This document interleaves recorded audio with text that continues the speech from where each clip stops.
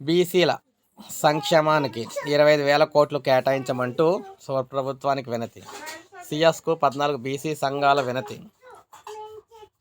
వచ్చే ఆర్థిక సంవత్సరంలో బీసీల సంక్షేమానికి బడ్జెట్లో 25,000 కోట్లు కేటాయించాలని 14 బీసీ సంఘాలు రాష్ట్ర ప్రభుత్వానికి విన్నవించాయి. ఈ మేరకు బీసీ ఐకాసా చైర్మన్, రాజ్యసభ సభ్యుడు ఆర్ కృష్ణయ్య నేతృత్వంలోని ప్రతినిధి బృందం రాష్ట్ర ప్రభుత్వ ప్రధాన కార్యదర్శి గారిని అయితే రామకృష్ణారావుతో సమావేశమయ్యారన్నమాట.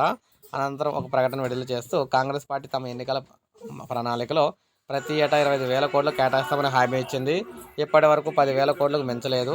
గత 2 ఏళ్లుగా బీసీల సంక్షేమం కుంటుపడింది. కొత్త పథకాలు లేవు. బోధనా రుసుములు, ఉపకార వేతనాలు చెల్లించడం లేదు. బీసీ కార్పొరేషన్ రుణాలు మంజూరు చేయడం లేదు. స్థానిక సంస్థల రిజర్వేషన్లు 42% పెంచుతామని వాగ్దానం చేసినా పెంచలేదని చెప్పేసి అన్నారు. బీసీ సంఘాల నేతలు నీలం వెంకటేశ్వర, సి రాజేందర్, మిగిలిన వారు అందరూ కూడా ఇందులో పాల్గొనడం అయితే జరిగిందనమాట. ఎట్టి పరిస్థితుల్లో బీసీలకు సంబంధించి అన్యాయం చేస్తే ఊరుకోమని చెప్పేసి వీరైతే కోరుతూ ఉన్నారు. సో ఇది మనకు తాజా సమాచారం. ఒక లైక్ చేయండి, సబ్స్క్రైబ్ చేసుకోకపోతే మన ఛానల్ సబ్స్క్రైబ్ చేసుకుని